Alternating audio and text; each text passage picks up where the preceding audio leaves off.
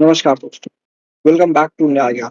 मैं हूँ उत्कर्ष और पार्ट 1 में हमने आपसे प्रॉमिस किया था कि पार्ट 2 में हम डिस्कस करेंगे सेक्शन 116 ऑफ पीएसए और पुराने में हम 112 इंडियन एविडेंस एक्ट के लैंडमार्क जजमेंट।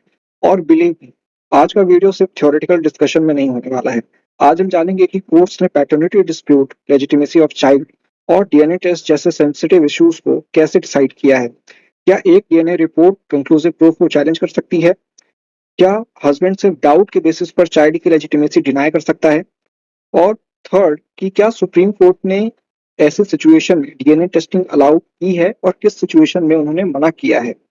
आज हम डिस्कस करेंगे कुछ लैंडमार्क जो जजमेंट है, one of the most landmark judgment जिसे कहा जाता है, that is Nandlal Vasudev Vadvayak versus Lata Nandlal Vadvayak 2014 supreme court.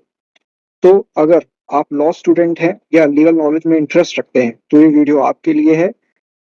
और वीडियो को एंड तक जरूर देखिए क्योंकि हर केस लॉ के साथ मैं आपको उसका लीगल प्रिंसिपल और प्रैक्टिकल इम्प्लीकेशन भी सिंपल लैंग्वेज में एक्सप्लेन करूंगा। So without wasting any time, let's begin today's legal breakdown only on Nyayika.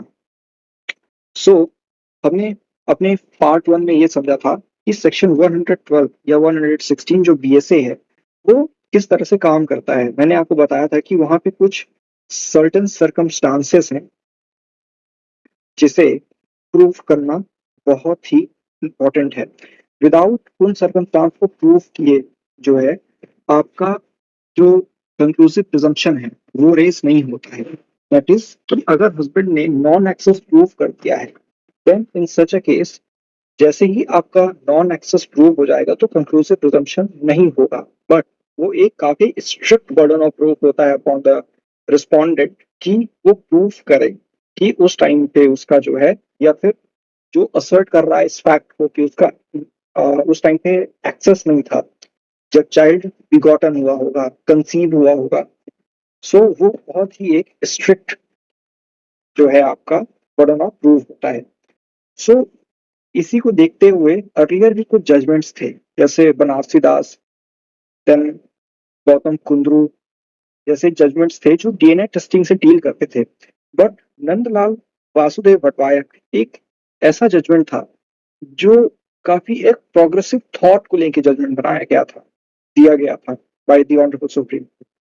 सो इसके जजमेंट को हम समझने से पहले हम इसके एक फैक्ट्स को क्लियर करते हैं। देखिए, इसमें फैक्ट्स बहुत क्लियर था। फैक्ट्स ये था कि इसमें जो नंदलाल थे, इनको अगर मैं लिखता हूं एन, देन इनकी वाइफ दैट इज लता, इनको मैं यहाँ पर एल लिखता हूं। और इनका एक चाइल्ड, स्पेशली डॉटर, जिसका नाम नेहा था। तो हमारी जो पार्टीज हो गई, तो मैं इस तरह से अगर इसको लिखूं कि एन, नंदलाल एंड लता, इनका एक चाइल्ड था N S, and D that is Neha, इनकी डॉटर। इसमें केस में होता क्या है कि जो नंदलाल एंड लता जी रहती हैं, इनकी मैरिज होती है 36/1990 में। एंड देयर आफ्टर, इसके बाद जो हमारी लता जी हैं, इसके बाद लता जी 125 सीआरपीसी की एक मेंटेनेंस प्रोसीडिंग लगाती हैं। बट ये मेंटेनेंस प्रोसीडिंग इनकी जो है रिजेक्ट हो जाती है और डिसमिस हो जाती है। देन अगेन लता जी ने फिर से दोबारा से एक फ्रेश प्रोसीडिंग 125 सीआरपीसी की लगाई, जहां पर उन्होंने अपने लिए और अपनी डॉटर के लिए जो है मेंटेनेंस की मांग की। देन जो वहां पर कंटेंशन होता है, कंटेंशन ये होता है, नंदलाल जी कहते हैं कि जो लता जी हैं, लता जी जो है घर छोड़कर चली गई थी और ये जो बच्चा है ये उनका बच्चा नहीं है। दैट इज जो डॉटर है वो उनकी डॉटर नहीं है। बट जो लता जी हैं, लता जी ये बोलती है कि जो ये उनकी बेटी है, उनकी बेटी जो है, लता जी उनके साथ 2 साल तक रहती हैं अपने हस्बैंड के साथ। एंड उसके बाद अपने हस्बैंड के पास वो 2 साल रहती हैं, उसी बीच वो प्रेग्नेंट हो जाती हैं और उसके बाद उनको जो है उनके मायके भेज दिया जाता है और मायके में ही जो है वो अपने बच्चे को जन्म देती हैं। ये बात है 26 1996 की। Then thereafter Nandlal ji deny कर देते हैं ऐसे कोई एलिगेशन और बोलते हैं कि उनकी जो डॉटर है, उनकी डॉटर जो है उनकी जो है लेजिटिम उनका चाइल्ड नहीं है। देन मैजिस्ट्रेट बट इनके कंटेंशन को एक्सेप्ट नहीं करते हैं और magistrate 900 rupees to Lata and 500 rupees to Neha को ग्रांट कर देते हैं एज अ मेंटेनेंस। देन जो नंदलाल हैं ये जाते हैं रिवीजन में और इस प्रोसीडिंग को क्रैश करने के लिए, if I am not wrong. Then thereafter ये वहां से भी जब अग्रीव हो जाते हैं वहां के ऑर्डर से, देन स्पेशली पिटीशन के थ्रू जो है आते हैं ऑनरेबल सुप्रीम कोर्ट में। देन सुप्रीम कोर्ट में कोर्ट इनको वहां पे ये क्लेम करते हैं कि हम मैंने कहा था कि आप डीएनए टेस्टिंग करा लीजिए। क्यों? क्योंकि कुछ समय के बाद से जो है आफ्टर 1991 उनका ये कहना था नंदलाल जी का कि आफ्टर 1991 जो है मेरा अपनी वाइफ के साथ कोई भी फिजिकल रिलेशनशिप स्टैब्लिश नहीं हुआ था। तो कोर्ट उनको ये कहती है कि ठीक है, हम आपकी डीएनए टेस्टिंग को अलाउड कर देंगे, बट कोर्ट ये कहता है कि आप उसके पहले जो है मेंटेनेंस के एरियर्स जो हैं डॉटर प्लस वाइफ का, वो आप कोर्ट में डिपॉजिट करिए। उसके बाद ही हम डिसाइड करेंगे कि क्या हमें जो है डीएनए टेस्टिंग अलाउड करना है या नहीं करना है। और 3/1/2011 में को honourable Supreme court DNA testing के लिए अग्री हो जाते हैं और वहां पर honourable Supreme court DNA testing को अलाउ भी कर देते हैं। देन अब आता है पहला टेस्ट। फर्स्ट टेस्ट के लिए जो है ऑनरेबल सुप्रीम कोर्ट जो है रीजनल जो फॉरेंसिक लेबोरेटरी होती है नागपुर में जो थी वहां पर भेजा जाता है। वहां पे टेस्ट इनके कंडक्ट कराए जाते हैं। टेस्ट का रिजल्ट ये होता है, ये ओपिनियन रहता है कि जो नंदलाल हैं वो बायोलॉजिकल फादर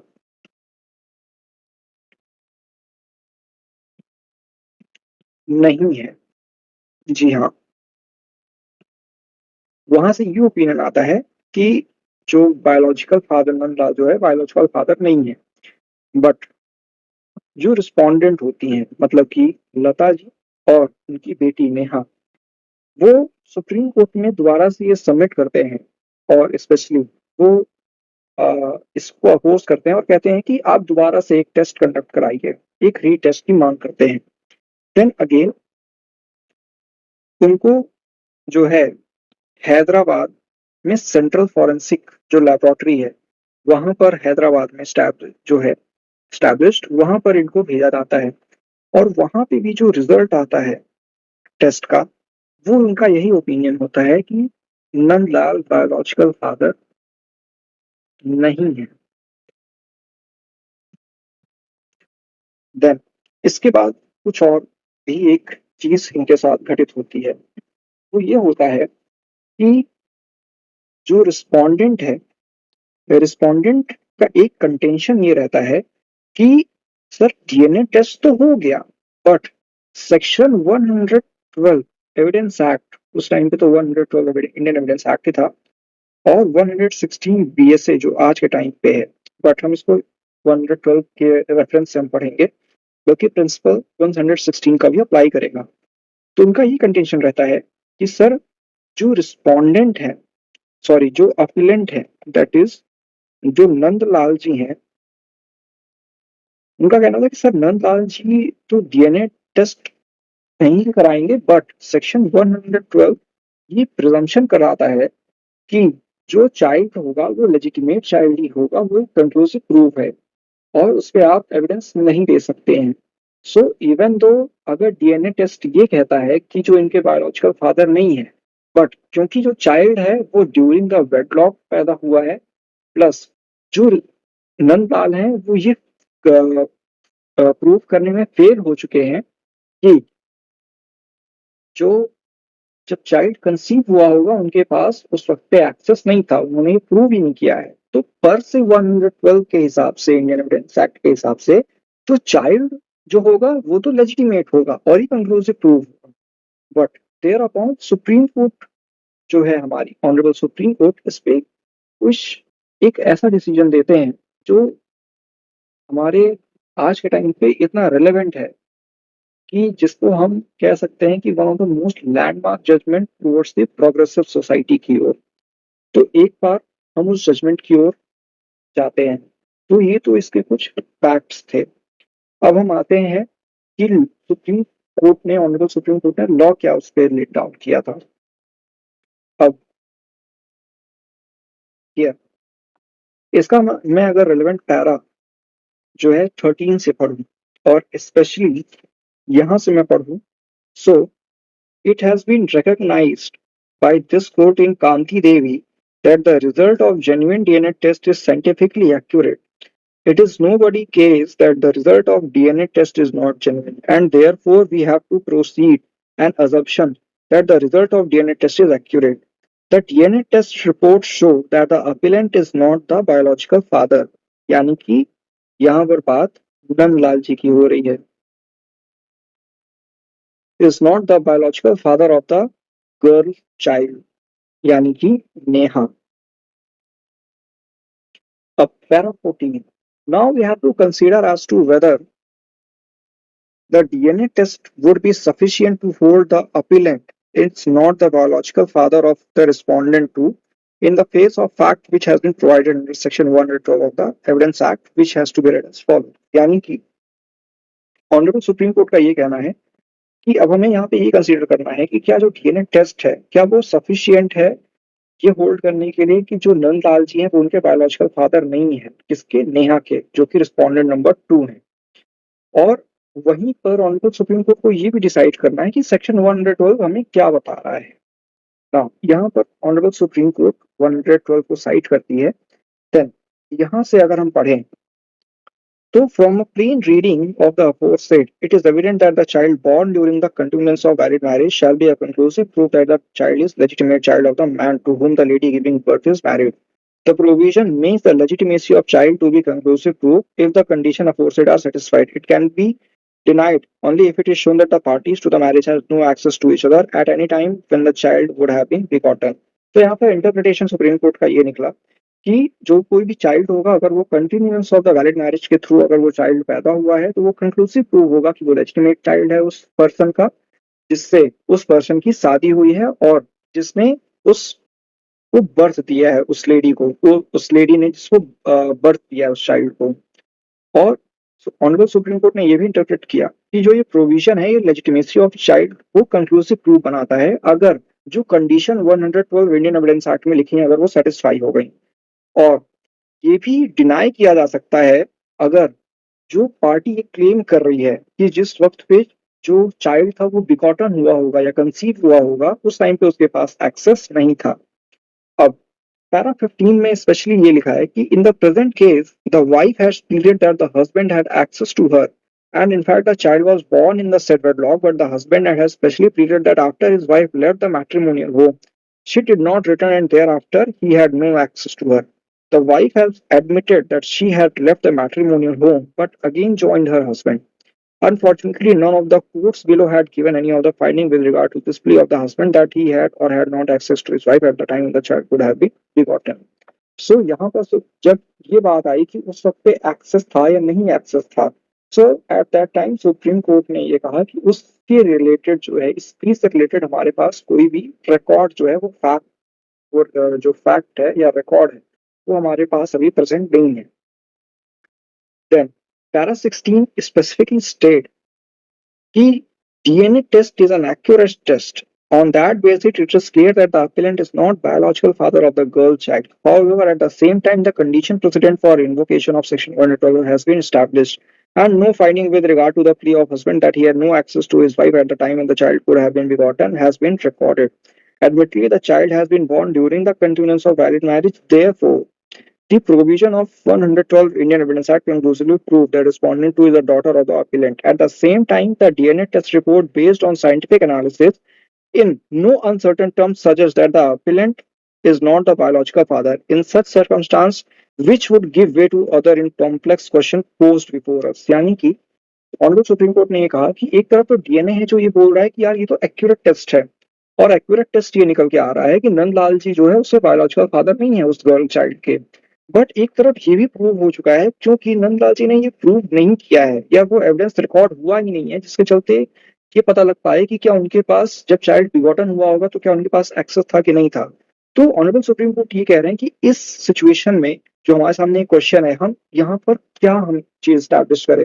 एक तरफ 112 जो कि ये स्टैब्लिश हो चुका है, और एक तरफ डीएनए टेस्ट जो स्पेसिफिकली उसके कॉन्ट्री है, जो ये स्पेसिफाई कर रहा है कि जो नंदलाल जी हैं वो गर्ल चाइल्ड के बायोलॉजिकल फादर नहीं है।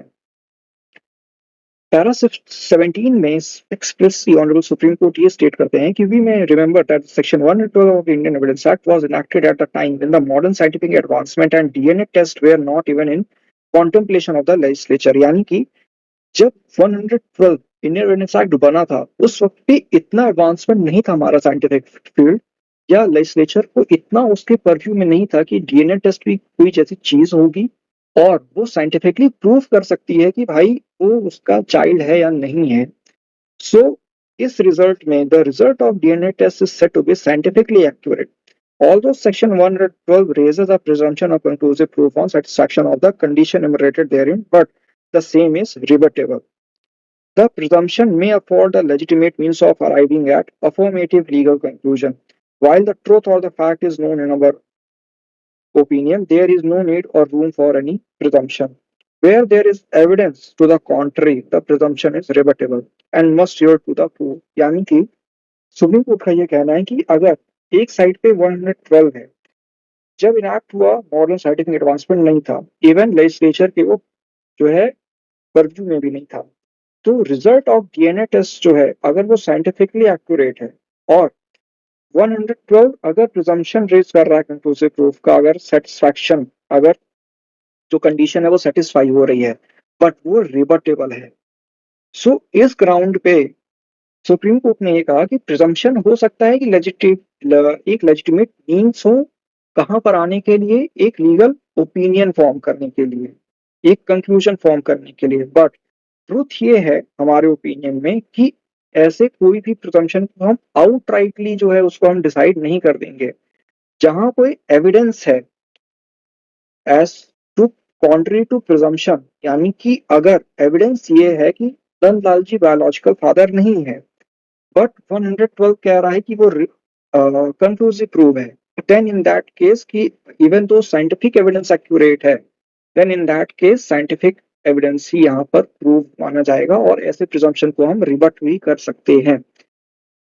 आगे सुप्रीम कोर्ट ये कहते हैं कि the interest of justice is the best served by ascertaining the truth of the court should be furnished with the best available science and may not be left to bank upon presumption। यानी कि जो interest of justice है वो यही है, ultimately Indian Evidence act का एक main purpose यही है कि आप ट्रुथ को फाइंड आउट करिए कि इन एक्चुअल ट्रुथ क्या है। एंड अगर कोर्ट के पास बेस्ट एविडेंस है एज टू साइंस और साइंटिफिक एविडेंस उनके पास है, सो हमें आउटराइटली प्रिजम्पशंस के ऊपर नहीं जाना है। अगर प्रिजम्पशन कंक्लूसिव प्रूव कर रहा है और डीएनए टेस्ट कुछ और कह रहा है तो हमें डीएनए टेस्टिंग के तरफ ही जाना चाहिए। बट सुप्रीम कोर्ट ने ये भी कहा कि unless science has no answer to the fact in issue, यानी कि अगर लेट्स सपोज एक प्रिजम्पशन है, लेट्स से वो प्रिजम्पशन एक ऐसा है जहां पर एक्स चीज को हम कंक्लूसिव ट्रू मान रहे हैं, बट लेट्स से साइंस के पास उस चीज को रिबट करने का या उस चीज को एक्यूरेट पता करने का जो है, हम कहते हैं कि साइंस के पास उसका आंसर नहीं है, देन इन दैट केस अगर वो एक्स प्रिजम्पशन एक कंक्लूसिव प्रूव है और वो कंक्लूसिव प्रूफ अगर स्टैब्लिश हो चुका है और साइंस के पास उस चीज का आंसर नहीं है, देन इन दैट केस हम उस चीज को प्रिजम्पशन के बेसिस पे ही हम डिसाइड करेंगे.